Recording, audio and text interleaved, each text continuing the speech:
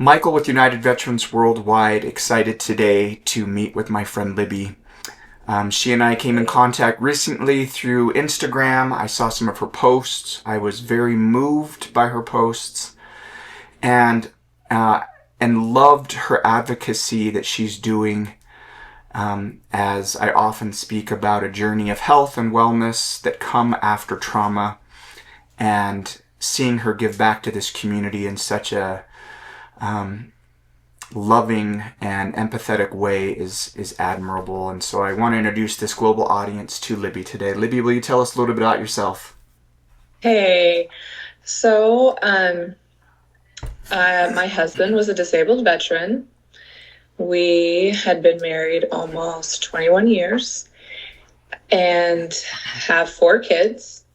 He joined the military right out of high school. It was his dream. He was going to go into the military, which was going to set him up perfectly to be a police officer. Went on one tour of Iraq. He was in the initial invasion of Operation Iraqi Freedom. And so pretty rough, didn't have a lot, not a lot was set up at that time, and decided that it wasn't exactly what he wanted to set up for family life. So he got out and we started our family. And I'd say about a little more than a decade ago, it just really all hit the fan. His family and I had seen signs of, PTSD, and he'd have little outbreaks and struggle with jobs, but nothing extreme. But then he just, at some point, just exploded, couldn't handle it anymore. And just life got really hard. Life was a big struggle. And we have these 4 kids. And so he's, trying to do the best he can do, wants to be the best dad, wants to be the best at all the things. So our journey with combat PTSD, veteran PTSD, all of that started. And we explored different avenues. He'd have good times, bad times, a lot of traumatic moments. How many years after he deployed did that PTSD start to really surround him? So I feel like there were things on and off through the first 10 years, but nothing major. And then, now looking back, I can be like, oh, that was a red flag, or, but then I feel like it had been 10 years when he just could not hold it in anymore. And there was just that point where it was different. And even talking with friends, it was like a switch had flipped, right? And it just got bad. And some of it, I think, was him trying to deal with the trauma, but then that brings up all the stuff, Mm-hmm. And so it does get worse before it gets better, right? But it just, he was doing better. He was making progress at different points, and we definitely had ups and downs, and there were a lot of bad moments. There were a lot of good moments too. And I think that's what helped me have so much hope and kept pushing forward, because Corey had such a big heart. And I think that was one of the problems, is that his heart was so big and he wanted to do so much and he wanted to fix so much, and he saw so much hate. And one person can only do so much. And then he was hard on himself. And so he, it just overtook him. And so the last year was really, really hard. I don't think I realized how hard it was until it's been about 3.5 months. He took his life. And so at that point... What year was that? This was October 14th, 2024. So it hasn't even been 4 months.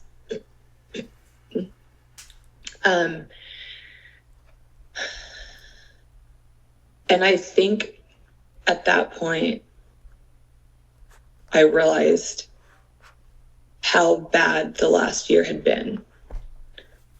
I knew it was bad I always carried a lot of hope that it would get better. He had so much potential to do so many amazing things. Sorry. No apologies. And he just couldn't handle it anymore. And like, now that I've looked back at some of his journals, and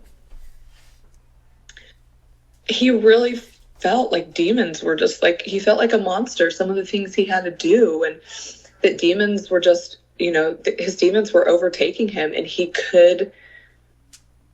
just couldn't do it anymore. Libby,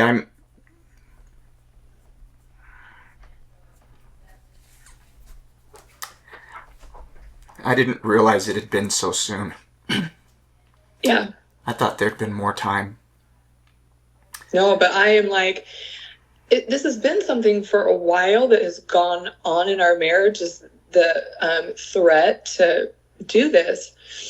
And so back in 21, I started this Instagram account because I felt like we had finally got over the hump. I'm like, we've got this. Like, he's doing it. He hadn't worked for 6 years. He was on disability, and I was like, okay, I'm gonna advocate for other people. This is horrible. Like, it's lonely too, because, you know, only 1 or 2% of society even joins the military, right? So we're such a small portion of this. Yeah. And so it's lonely. And I don't want people to feel that way. And so I started this account, and then I kind of didn't know where to go with it, and then it got bad again. And so I just kind of withdrew from it. And then probably I look back at the account, and I think like 2 weeks or maybe a month before he took his life, I started posting on it again. And then as soon as he took his life, I was like, this isn't okay. Like, I can't just sit here. This is going on too much. Like, him and I have fought for others for this. He's had buddies that have done this. Like, we've done rucks to advocate for this in our past and gone to different functions. I'm like, something has to stop. It has to change. And so, yeah, it was 4 months ago, not even 4, but I can't sit here and just watch others suffer through it. And it's not just going to take me, like, it takes all of us to fight this. And I feel like when I do this, I feel like he's here with me. Like, it's how I feel him. Libby, first of all, I want to thank you for sharing this story. It is so raw and so real. You know, my emotion comes to the surface very quickly because I lost my best friend from childhood. We both joined the Army. We both were in special operations. We both had deployments, and I saw him a couple of weeks before he took his life. I knew something was different, but I'd had no idea of the symptoms yet. I was still going through them myself, and I thought those were normal. And so it breaks my heart to hear that. But a couple of things that I've learned since I've been keeping track of all the guys who have committed suicide, and then all the guys who have died of cancer from exposure where places we were deployed, the number just keeps growing. And of course people are like, I would never have assumed this guy would. Yeah, right. Well, that's how it is, right? From my own story and being in a dark place, having a plan ready to take my life in 2019, a couple of things saved me that day. One was the whispering in my ear, a voice that said, call your bishop. And I said, no. I'm tired of this.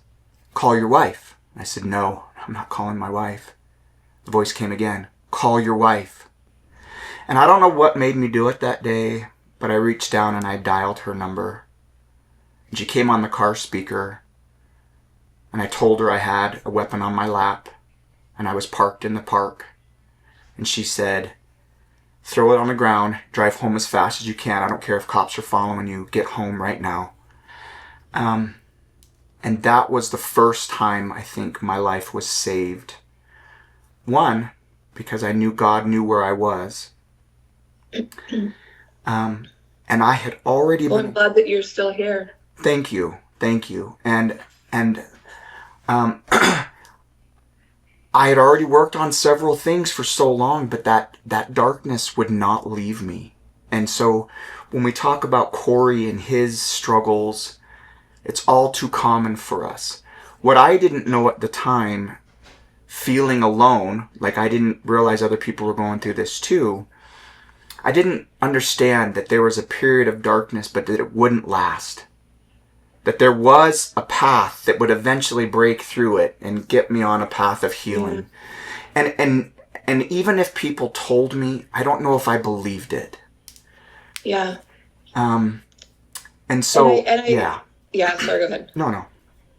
I was going to say it's a permanent solution. I'm sure you've heard that before. A permanent solution to a temporary problem. And I know in those moments, it doesn't feel like it's ever going to end. Nope.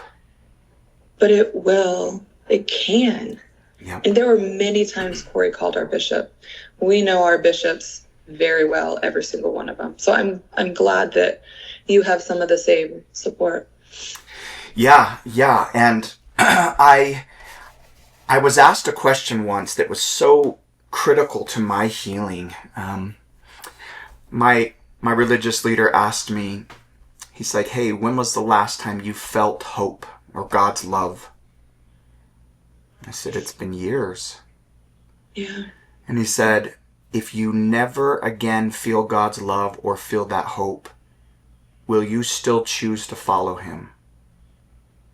And that, I sat back like, what? If I never again feel that hope again, would I still follow? And I said, yeah, I know too much. Yeah, I would follow still. I would. Yeah. And that was the moment where I suddenly started to break through. When I accepted that if this is the new normal, then I choose to live. And it was hard because it didn't mean that the darkness left yet. Exactly. So I think for everybody's journey, they have to sit in that darkness for some time. And for what reason, I don't know. I agree. And I don't know either, but I know as I've gone through this now and have developed my own PTSD because I was on the porch and our bedroom was behind us, and so I heard it. Luckily, no one else was there, but and the way the whole thing went down was very traumatic. And so now I understand those intrusive thoughts and some of those things that he went through and would talk about, but you don't understand until you're there, right? But I feel like to get through this trauma and to process it, I have to sit with it. Yeah. Like I have to be in those dark moments and cry and feel it. And I know one of the reasons I'm so emotional right now today, I mean, it's pretty easy to be emotional for me, but we're getting ready to go out to Utah and do a celebration of life out there. And so I'm going through all these pictures, and I had a friend come over today, a couple friends. And so we're looking through the boxes, and I see his clothes for the very first time.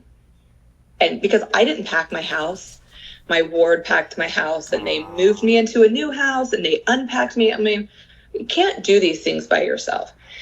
So it's so hard to see his stuff and to be like, how are you not here? Like, this is your stuff. And so I think it's important to sit with those emotions and feel it, because if you don't, you bottle them up and you keep pushing them down. And I think that's what he did, because he thought he had to be so strong and the man of the family, you know? And then it eventually explodes, and that's really hard to clean up. And he just never quite got it cleaned up, I think. And so, to your point, I think you have to sit in those dark places. But you don't have to do it alone. Yeah. And I think that's the key. Like, I had my friends here. I knew not to do that, to go to that dark place without someone. And, but you have to feel those emotions. Yeah, and I don't like that that's the fact. And, I remember asking in prayer one time and saying, God, why did I have to go through what became years of suffering? I couldn't hold a job. My memory was affected because of my traumatic brain injury. Yep. Like all of these things that resonate with you, right? Like, I was depressed. I had zero confidence. Yes. And I felt like my purpose was done.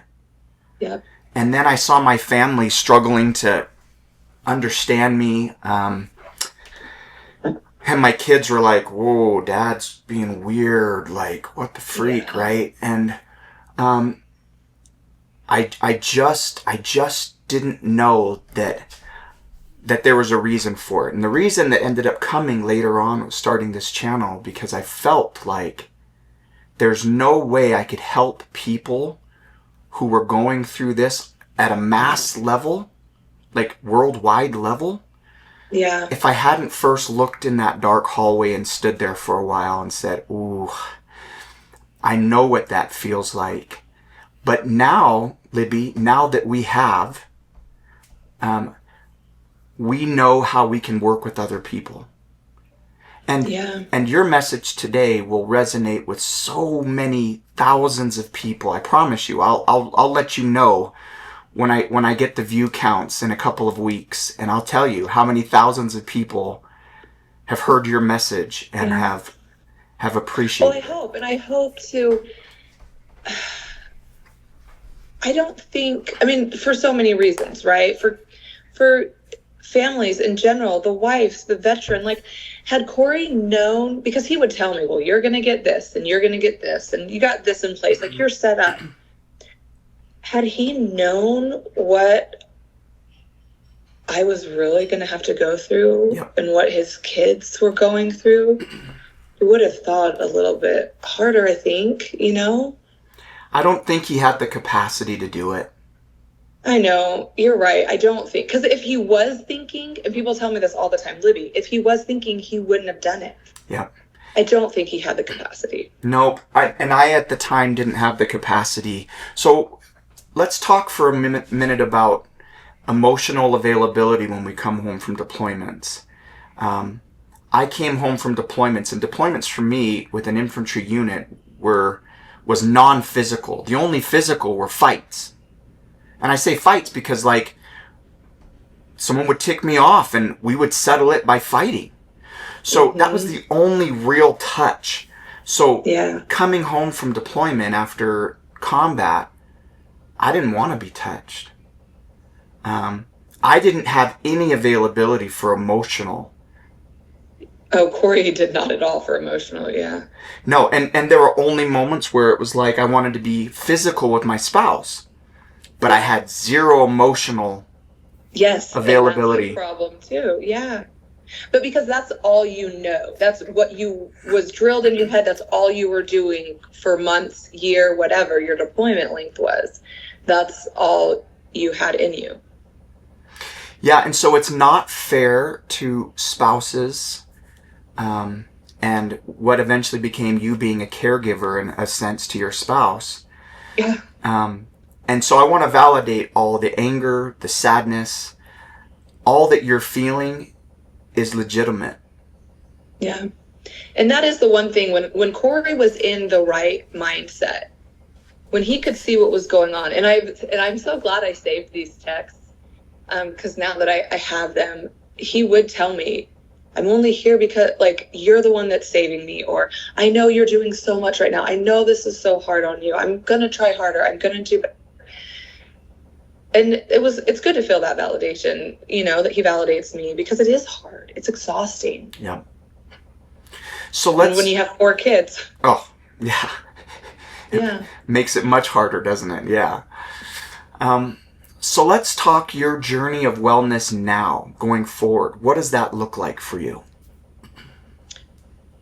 Well, I feel like I'm still kind of figuring that out, right? I went back to my counselor right away, who I'd been seeing for a while. And in the last 6 months, it was kind of, I couldn't go anymore because I felt Corey wasn't in a good place. So when I would go, it was like I was venting about just the new stuff, and nothing could get better because the main part was him. And so he needed to work on himself. So I stopped going, and I tried really hard to focus on me and be like, okay, I need to be better. I had certain things that I was going to work on. And so when this happened, I called my therapist right away. And so I started going back to that. There's so many things that are involved in wellness, though, and it's not just therapy. Mm-mm. I am a runner. I've done half marathons. I like to work out. I like to do all those things. I'm like not moving my body, or I'm not hardly eating. Like today before this, my friends were like, have you eaten? Let us go get you something because it's, 2:00 or whatever. And so it's remembering all those little things, eating, exercising, so my point is I'm not good at any of these yet, but different kinds of therapy, taking time for just me, because I am taking care of 4 kids on my own now. I was doing it emotionally and mentally by myself anyway. Right. But now I can't even be like, can you put the kids to bed for a night? I'm going to go out with the girls. Yeah. Or can you do the dishes? Or can you make dinner? I can't even give tasks. It's all on me. So I think taking time for myself is really important also. Huge. Letting myself grieve, sitting in those moments. So I know the things I need to do. It's just putting them into action now.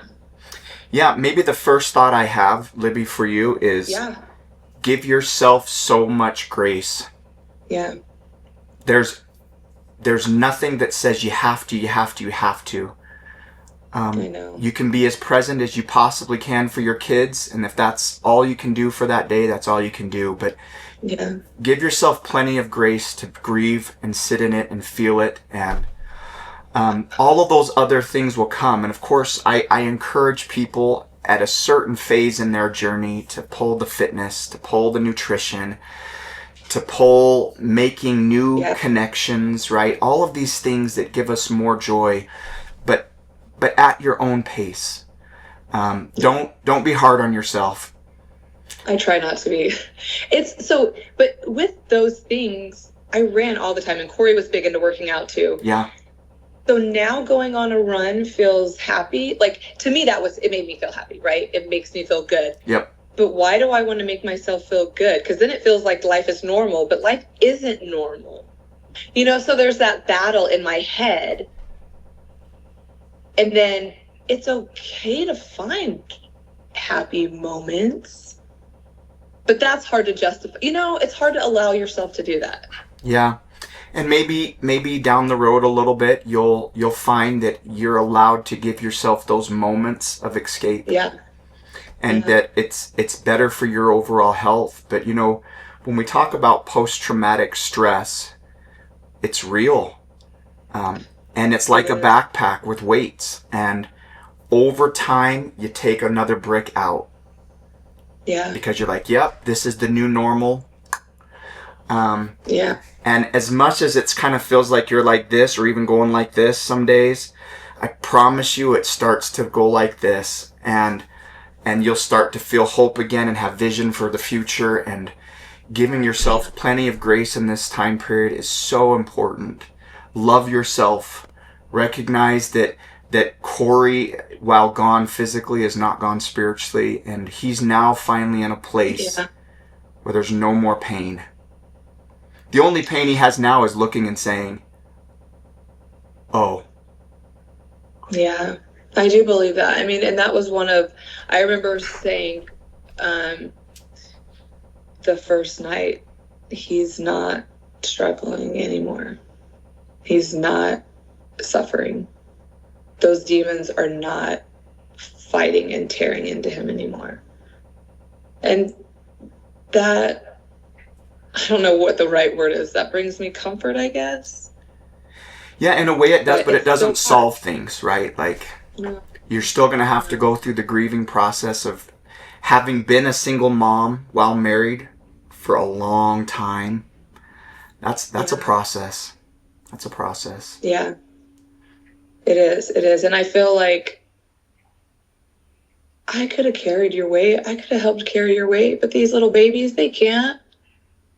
You know, to put that on my kids, like, that's so heavy. So heavy. Yep. Yep. But I'm sure that your kids, like mine, saw the strength in my wife and saw your strength, and so they know that hope is possible just by the actions you've displayed over the years. So take some comfort in that. I have amazing kids, and they're so resilient because they've been through a lot. Life has not been easy for them. Yeah.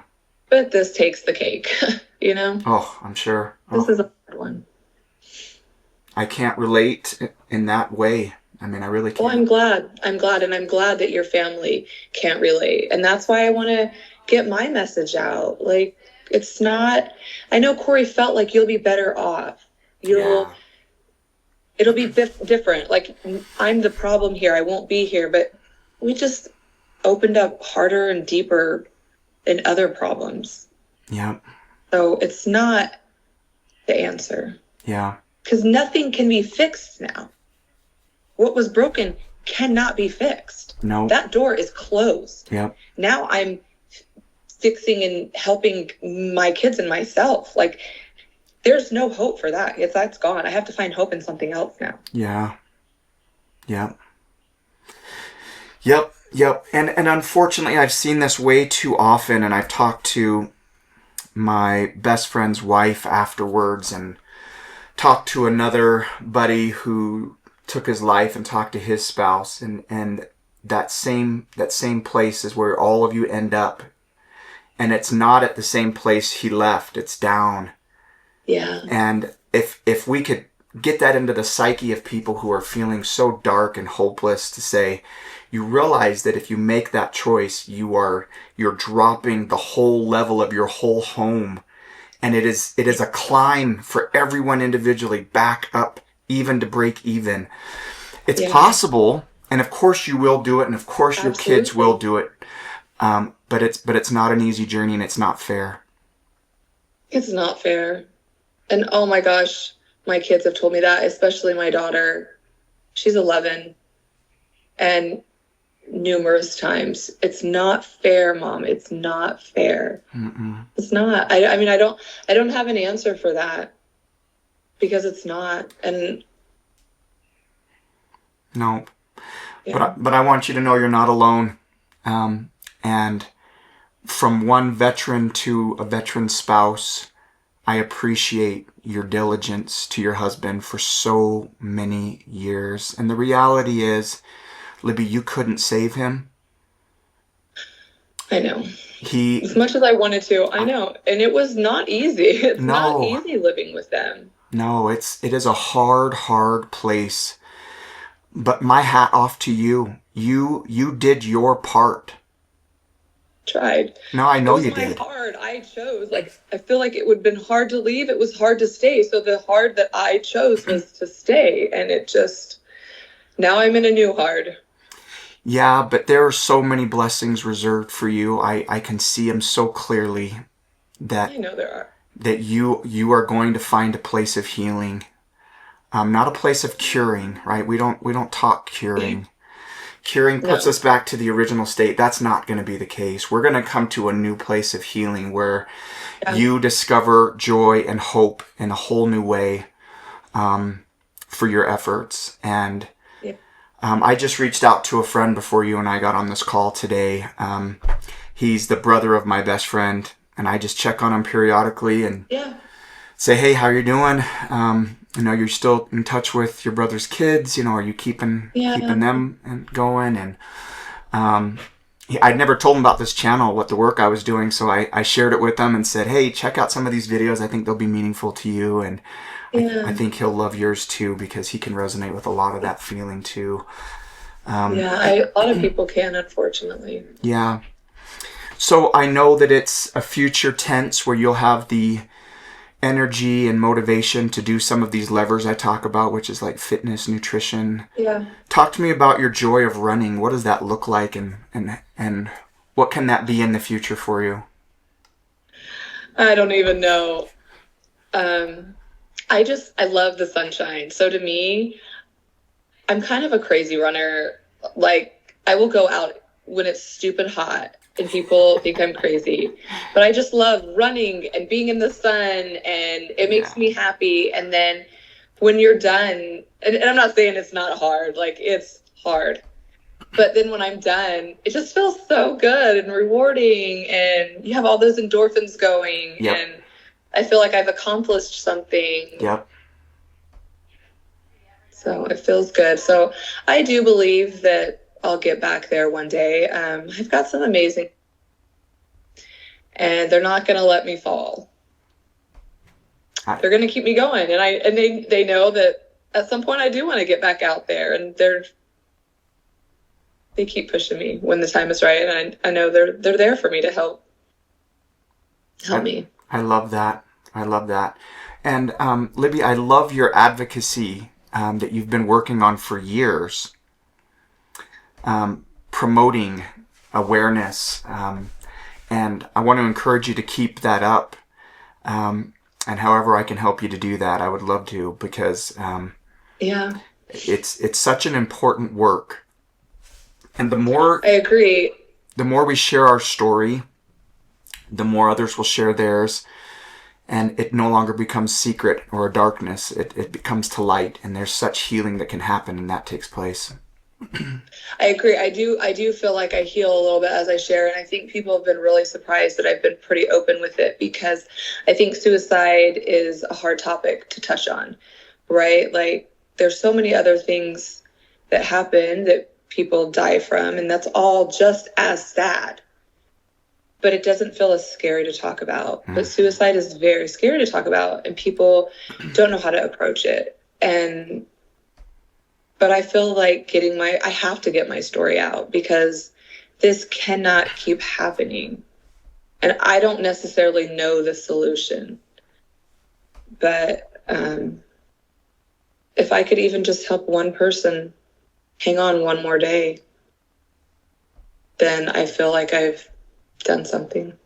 I think you will. And we may not always hear back on this channel from the stories that people are hearing, but when I see all of the people who have watched the interviews, I think people will resonate with this and will step back away from that darkness and be like, oh, every time I say I'm better off gone, I'm looking at this and saying, whoa, maybe I'm not, and maybe they're not better off, right? Like, this is not an answer. It's not an answer, and everyone has worth. Yes. Yep. Whether you feel it or not, you have worth, and you can find it again. Yep. I wholeheartedly believe in that. Yeah, and I know Corey struggled with that. And a new purpose too, right? Like, yes. It doesn't end after military service or being a first responder. Like, there's still so much value you can add to your community, to your family, and it's a process. It's a process. Yeah. It is. Corey has so many. I was going through some of his coins and medals and awards and stuff today, and he has so many. And that was the thing, is he was a really good soldier. I'm sure. And so to be out in the civilian world and not to have transitioned after war, you just don't know what to do, and you're not constantly being told, good job, good job, good job.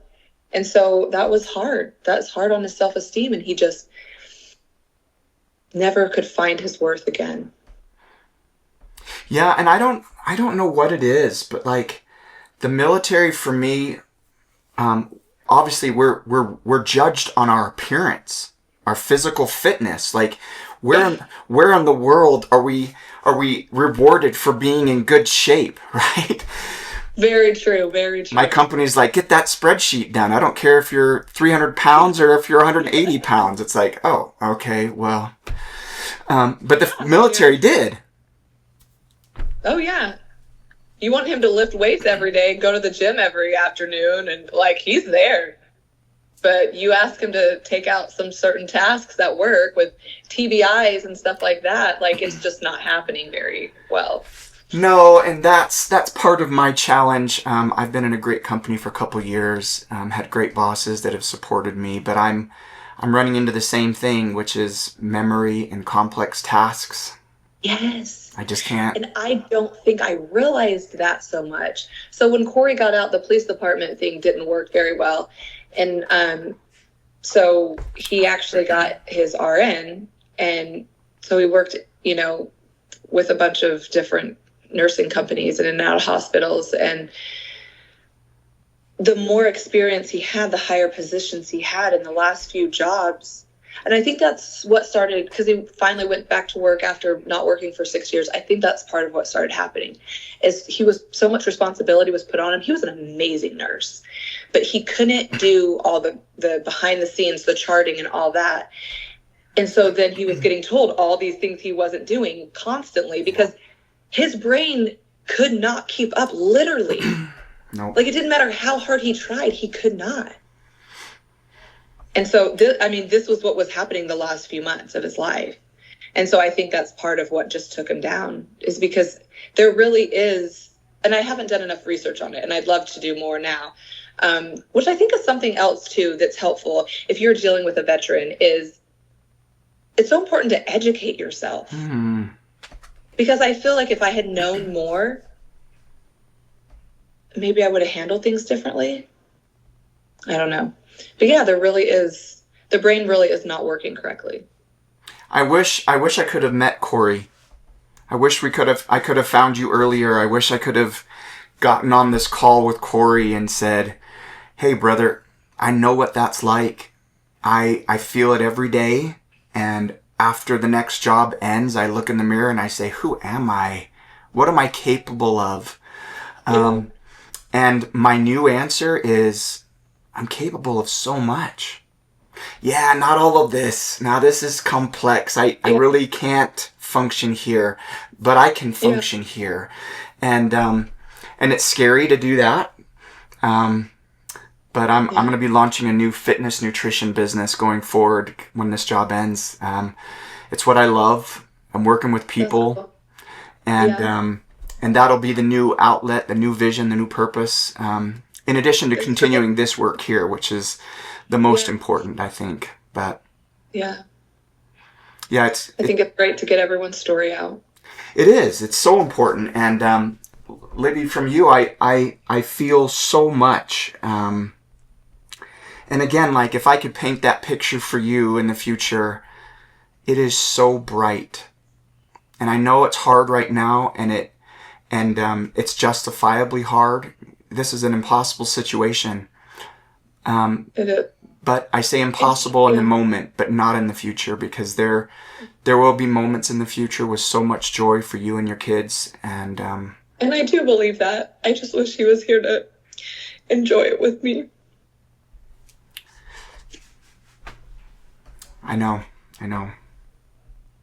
But I have felt what Corey has felt, and it doesn't make sense to other people. It's just such a lost state, and it's not fair for him to have struggled so badly and not gotten out. It's not fair for him either. It's not fair at all. And it doesn't take away the fact that it's not fair to you either, because your pain and your suffering for years is definitely real, and so for that, I encourage you to take time, give yourself lots of grace and that of your kids. Focus on yourself right now. And then as the journey continues, I promise you that there'll be pivots where you'll say, now it's time for me to do this and this and this. But not yet. Like, wait until you feel those feelings of healing coming, and then you take the next step. And then you'll Thanks have... for that advice. I need to remember that. Yeah. Yeah. Not to rush it, right? No, there's a healing process, and it's steps. You got to take the first steps, and eventually you'll get there, and then you'll find the love of running again, and your kids will find joy in other things that they're doing. And so I hope that your celebration of Corey out here goes well. Thank you. If people non-family related are able to come, I'm happy to come and support and celebrate. So you just let me know. But I will. I would love to meet you. That would be cool. Yeah. Well, I wish you all the best, and I hope that we can have another time on the channel where you come back on in a year or two and share your journey and what it looks like. I would love that. And I just want to say to you that I'm proud of you for fighting through those things, because I know they are hard, and I'm glad that you're still here, and I'm grateful for what you're doing to keep the advocacy going and, helping people heal. Well, thank you very much. Thank you. No, it's such an important part of my healing still today. But I today can look out the window and see hope. And sometimes it's in the sunset or the sunrise, whichever I'm feeling that day. But it's there. Take it where you can get it. Yep. Keep up the fight, Libby. You're worth it. Your kids are worth it. Thank you. And I will. You too. I look forward to the future. Thank you. All right. Have a great day. Okay, you too.